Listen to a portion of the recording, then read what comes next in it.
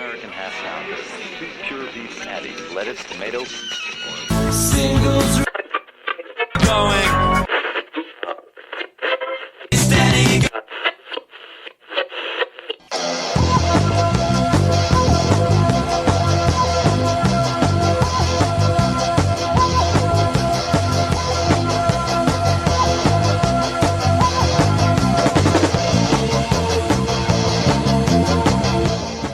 This is Singles Going Steady, the podcast dedicated to exploring great singles with a particular eye to the punk, new wave, and DIY eras of the last century. I'm Adrienne Meddock. And I'm Steve McGowan. We're in a band, The Beef People, who released a single in 1986 on our own label, Zub Records.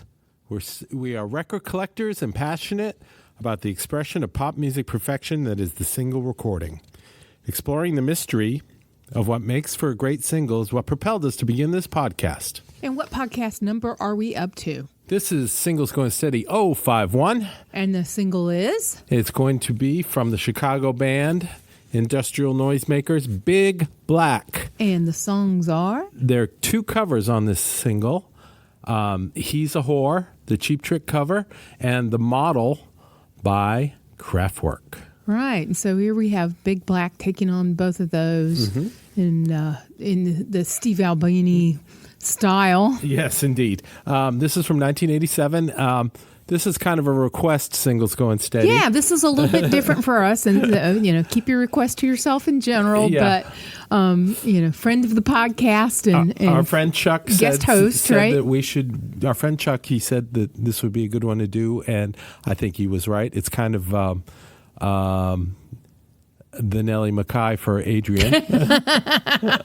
Yes, Nellie Mackay was my choice, and then this is Steve and Chuck's choice. Exactly. So let's get into it. Big Black is known as a pretty pioneering, industrial-sounding punk band. They always had a drum machine. They were one of the first bands to really work it out in a kind of a punk context. Right. This isn't an electronic. No. This isn't Kraftwerk with guitar, an electronic. It's a guitar, drum bass, machine, right? and drum machine. So they just didn't have a drummer. And the first song they're going to do is He's a Whore. It's a Cheap Trick song from their first record. We'll talk about that on the other side. Well, I think before we get to it, I do want to take on the name Big Black and because it comes from Steve Albini, which is Italian for little white, right? So Yes. that's a turn, Right. a play of words on that. Right. So, a lot of people think it's some kind of racist thing. It's just a play on his name is what it is.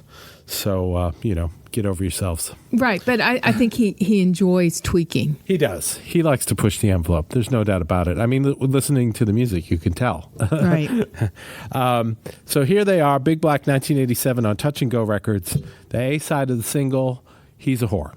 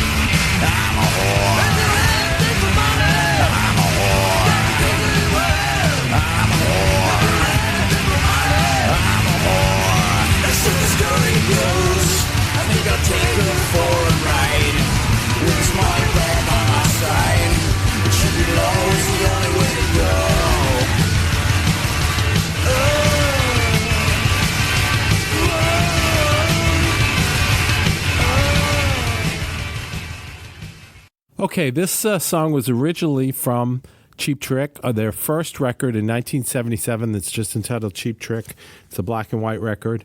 It was produced by Jack Douglas, who worked on John Lennon's Double Fantasy. He wanted to get Cheap Trick to back up John Lennon, the story goes, but that Yoko thought that that wouldn't be a good idea. So there is a clip that you can see of Bunny Carlos, the drummer, and Rick Nielsen and Tony Levin on bass doing "I'm Losing You" with John Lennon. We'll link to that. That's pretty amazing. It really is. It could have been a whole different album if those guys had. Let's talk a little bit about Cheap Trick, because you're a huge Cheap Trick fan. Absolutely. And this is a cover that's only 10 years after the original. Right. And you've got this Chicagoland connection. Mm-hmm. Or, of course, they're from Rockford. Rockford, which is not really, it's remote to Chicago. You know, you can see Chicagoland. Right. If you're on your tippy toes of the tallest building of Rockford, maybe you can kind of argue. Sure. But it's not Chicago proper. Right. It's an industrial town, and but the most famous product of Rockford has got to be Cheap Trick. Yes, Pride of Rockford. One of my just absolute favorite bands. There isn't a thing I don't like about Cheap Trick, and this first record in particular is them at their kind of hardest, heaviest before they got it watered down a little bit on the second record. And there's some weird songs on this first record. He's a whore. I mean, come on. That's not your standard rock thing. Right. And we were talking, we're keeping you from the song, but we were talking about at the time in context, 1977, how verboten this word was. Yes. This was not a word you would hear on TV. Right. This is not a word you would hear in even impolite conversation. Right. This was not a word that was bandied around. Yes. And, it's kind of a rough schoolyard chant now. I mean, it's not like it's a polite word now. No. But, we're not in risk of being labeled an explicit podcast by saying whore, whore, whore, right? Oh, you just did. Right. Well, I better not. Yes. But, this was not this. You probably couldn't say the name of this song on radio, on commercial radio. Exactly. That first record, it does have some weird stuff on it. It's got that song about Richard Speck. It's got a Terry Reid cover, which is amazing. It's got a song about a guy who is into high school girls. I mean, it's a lot of the same sort of themes that are at the heart of much what Steve Albini does. Yes. Right? That sort of treading the line between tastefulness and lack of tastefulness, sending up lack of... What was he said? It's kind of staring into the abyss of... Right. And that's pretty rock and roll. So anyway, we're going to play the original version. Cheap Trick doing their version of He's a Whore. 1977. From their first record.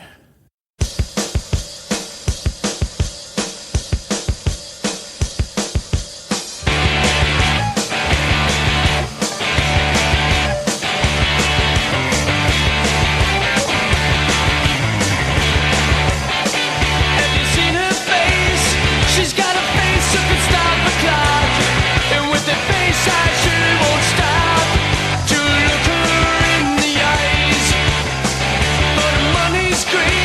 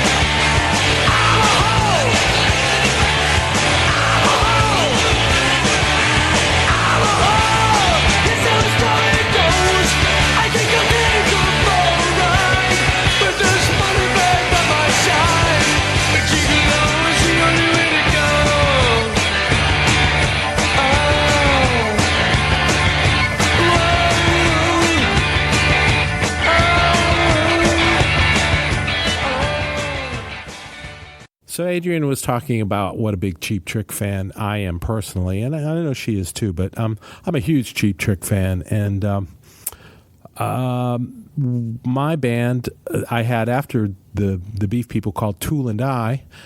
We covered "He's a Whore," just apropos of neither.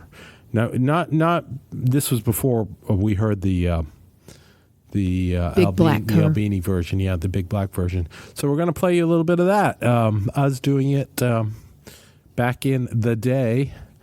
Tool and I, my band, me playing guitar and singing, and doing our best to try to Cheap Trick it up.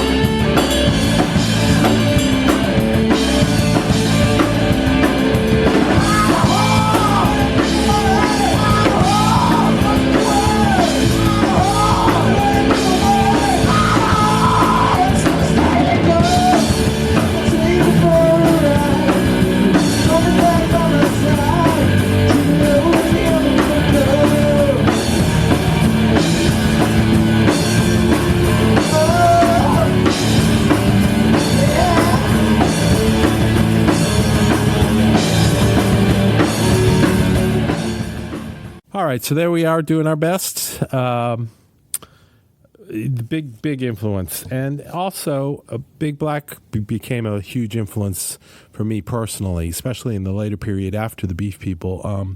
I had a band with a drum machine, Gravy Boat. It was just me and a guitar and some sequences and a drum machine. And my friend Joey and I had a different band with a drum machine. It was called Kitty Empire. It was named after a Big Black song. We had a lot of fun. We had a song called Lobster, which was a laugh riot. And Joey used to call it "They Might Be Big Black." So right, because They Might Be Giants started off with as just a two-piece band. So he pretty much nailed it right from the beginning. And I used to do Racer X, the Big Black song, and that was always a set closer for me. Well, let's talk a little bit about Steve Albini too. Make sure. Yeah, he is the lead guy in Big Black.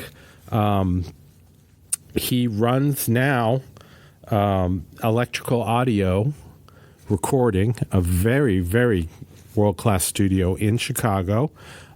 He's a very well-known producer. He produced the Nirvana record, the one that made all the money. Never mind. Yes. They got it remixed. The company had it remixed.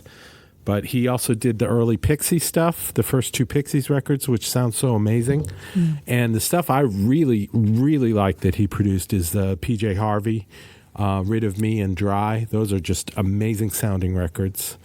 He's very hands-off, make things sound real and big, and doesn't use a lot of compression. I heard him say, compression is a hack tool. He likes to use the room sounds. He likes to use good microphones. And It's also interesting as a producer, he does not. I mean, typically a producer will get 5%. Yes. Will get points on sales for an album, Right. a royalty cut, and he does not take a royalty cut. He gets a flat fee for his services. Right. He views as sort of anything further as being exploitation. Right. And he definitely has this prickly persona as a guy that hates everything and is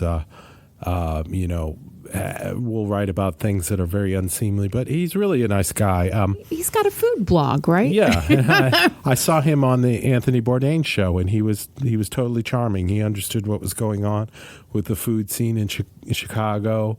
Blogs what he's cooking for his family. Yes, he does a thing at Christmas where they do a Toys for Tots kind of thing, and he delivers hundreds of thousands of dollars worth of stuff to needy kids. So he's a good guy, One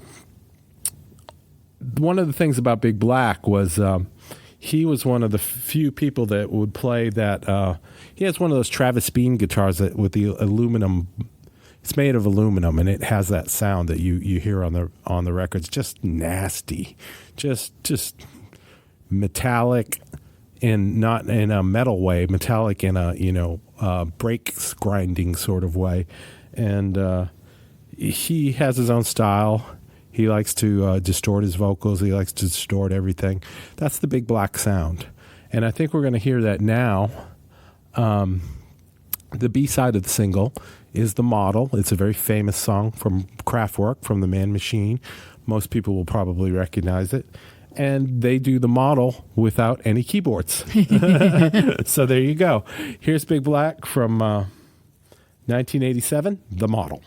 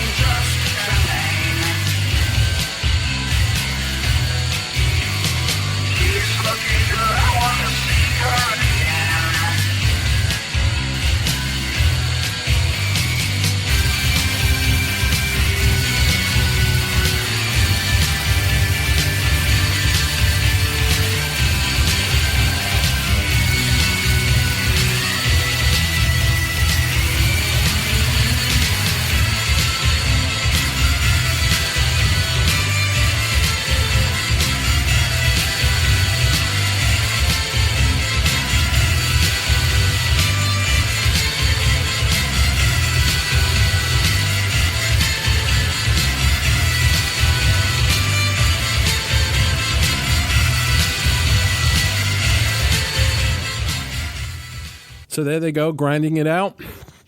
We're going to talk a little bit about The Model from the 1978 record by Kraftwerk. Most people are familiar with Kraftwerk, kind of the pioneers of electronic computerized music. Autobahn, Computer World, Tour de France. Tour de France. Yes. And this is one of their big songs, The Model. It's been covered a lot, and we're going to play another cover of it in a minute. But it was on the Man Machine. In Germany, it was called Das Model. Das Model. And so let's hear their version. It has a drum machine, and it does. I don't think it has any guitars on it. Kraftwerk, the model.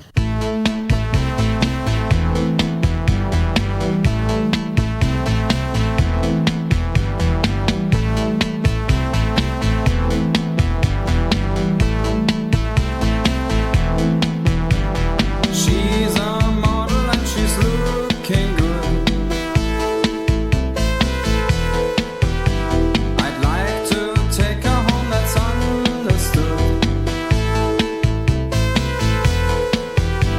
She plays hard to get, she smiles from time to time. It only takes a camera to change her mind.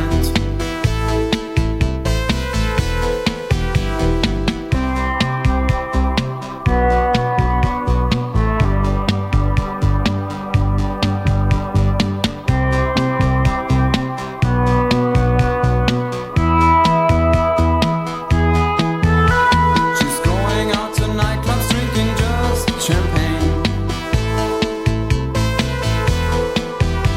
And she has been checking nearly all the men. She's playing her game and you can hear them say, she's looking good for beauty, we will pay.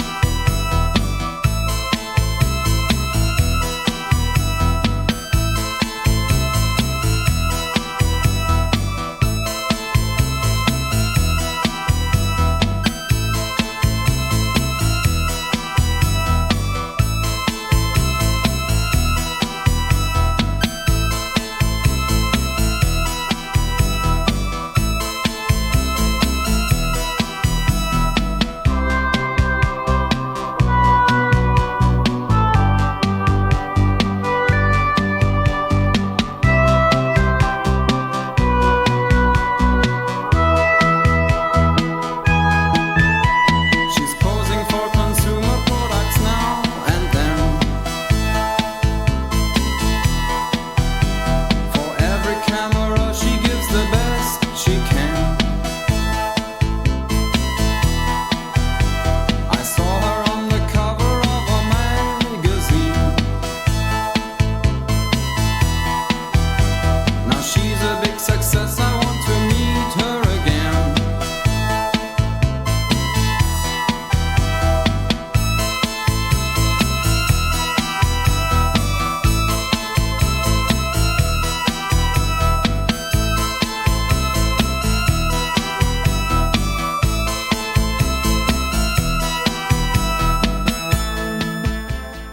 So this is another instance where we have two sides of the records of the record that is reflecting two different sides of the artist of Yes. Big Black. On the first side, you kind of get that Chicago love, the kinship maybe with Cheap Trick. Yeah.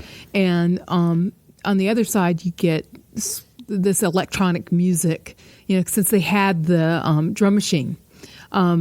Sort of speaking to that electronically made music and, Right. and reinterpreting that. Yeah. So you have two different interpretations of sort of like the two aspects that were unique to Big Black. Yes, very much so. That's my art historical take on it. I think it's a valid take. Another version of the model we're going to play, we have one by Snakefinger. We're not going to play that today. We're going to link to it. But we have one from the British band, The Members. The Members were kind of a oi, oi, oi type band in the beginning. They had an album. And what does it mean that they're an oi, oi, oi type of band? Kind of like Ian Dury. Very, Right, oh, yeah. very yabbo, Britishy. Working class, Yeah, kind of. down the pub. Exactly. Gotcha. Oi, oi, oi. Their first record was called At the Chelsea Nightclub. And it's very kind of, hooey, not funky, just British white boy rock. But they morphed into more of a supple kind of bigger band, a little bit more like the Blockheads. And they on the record that came out in 1982 is called Up Rhythm Down Beat. This is very interesting because it was released in the U.S., but it wasn't released in Britain for a year. They were trying to break them over here in the U.S., and they had that song you might remember called "Hey, She's a Working Girl," or you might not remember it. But anyway, You saw the blank look on my face. I know, I saw that, and I had the pleasure of seeing them. I think in Columbia, they were a big band. They had about 7 guys, and they were really very good live, very good. And this is one of their stellar covers. It's the members from Up Rhythm Down Beat doing "The Model" by Kraftwerk.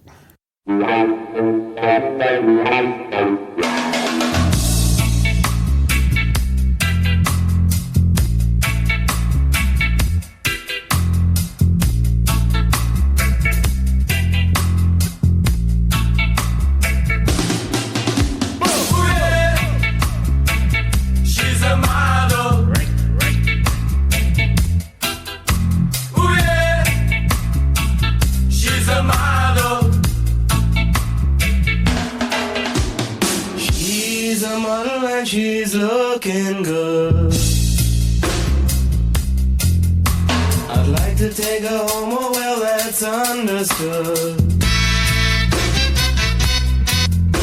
She's playing hard to get, she smiles from time to time. Ooh yeah, she's a model. It only takes a camera to change her mind.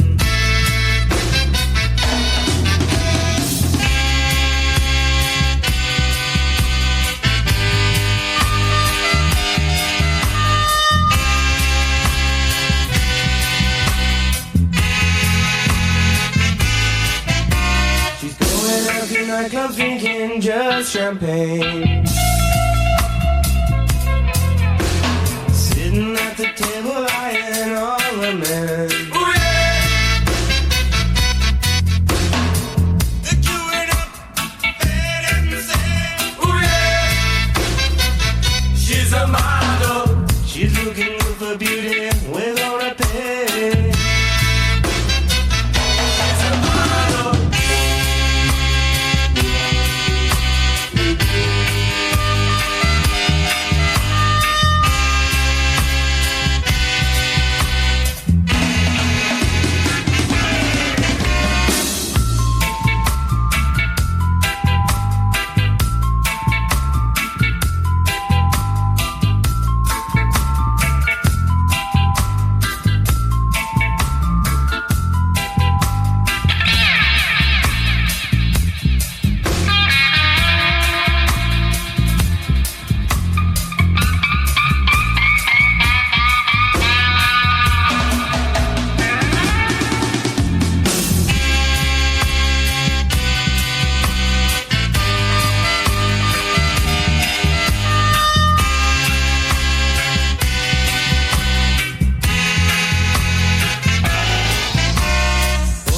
Consumer pullouts now and then. To every camera she gives her best she can. I've seen her on the cover of a magazine. She's a model. Now she's a success, I wanna see her again. She's a model.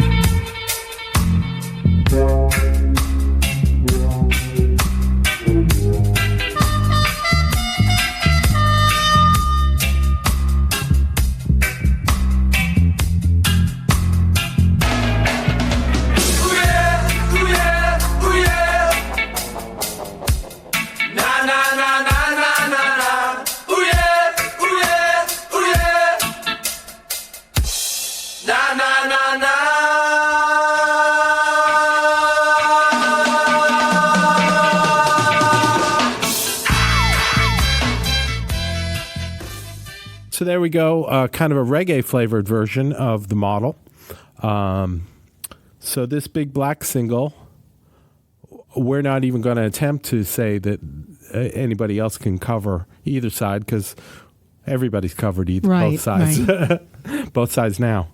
Yeah, I'm sure Joni Mitchell would get in on it if she could. So do you have a recommendation today?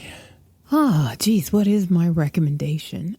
I think, following up on the food blog nation, Yes. I have a site that I love called The Kitchen. Okay. And I'll link to that. It's Kitchen without an E. Okay. And they have really wonderful recommendations and Recipes? Recipes and links to other blogs. It's just a really good sort of aggregator. A one-stop shop. A one-stop, I was Right. going to say shopping. They do, recommend what's new at IKEA. Yeah. I know I've sent you a couple times. Well, Hey, look at then I this. have to see it. Right. And so I'll link that, just sort of following up on the foodie side of Albini. Right. So to finish up with Albini, the two songs on this record were on the Big Black record, songs about farming. Yeah, that's what we called it at Yeah. WXDU. It's not really farming, but you'll figure it out. And he has gone on. He has a band now. The Big Black is no more, but he has a band called Shellac, which is even noisier and more minimal than Big Black. One of the cool things about Shellac is Bob Weston is in the band, and he is the former bass player for the Volcano Suns, a band we really love. And we'll be talking about the Volcano Suns one of these episodes soon. And he's also Bob Weston is the fourth member of Mission to Burma, the guy that runs sound and does the tape manipulation or the digital looping. So it's all, everybody knows everybody. And he has electrical audio, we mentioned, in Chicago. The last record I heard from there that I really liked was that Mets record called Strange Peace, the Canadian band, kind of a noise band. Sounds great. They paired extremely well with Albini. So to get to my recommendations, I'm going to recommend pretty much all the records we talked about. I especially want to recommend the first Cheap Trick record from 1977. I want to recommend The Man Machine by Kraftwerk from 78. And I want to recommend The Members' Up Rhythm Down Beat from 1982. And how about songs about farming? Well, yeah. I guess that goes without saying. Because, me and the farmer. Yeah. So that was our... now we've got to cover do an episode on the House Martins. Yeah, absolutely. Big Black, it's not for everybody, but it's... it might not even be for everybody here at the table. Yeah, exactly. But it's definitely one of my favorites, and I hope you check it out. And if not, check out one of the other bands we talked about. Until then, this has been Singles Going Steady 051. Big Black, he's a horse. He's a horse. She's a model. Keep on farming. All right. Bye now. To learn more about the artists and recordings we just talked about, visit our website at zubrecords.com and click on the Singles Going Steady icon. You'll also find links to the persons, places, and things we recommend, and much more. You can find episodes of Singles Going Steady on our website or wherever you get your favorite podcasts. Singles Going Steady is brought to you by the power and majesty of Zub Records. Zub Records. Smart sounds for sharp people. Today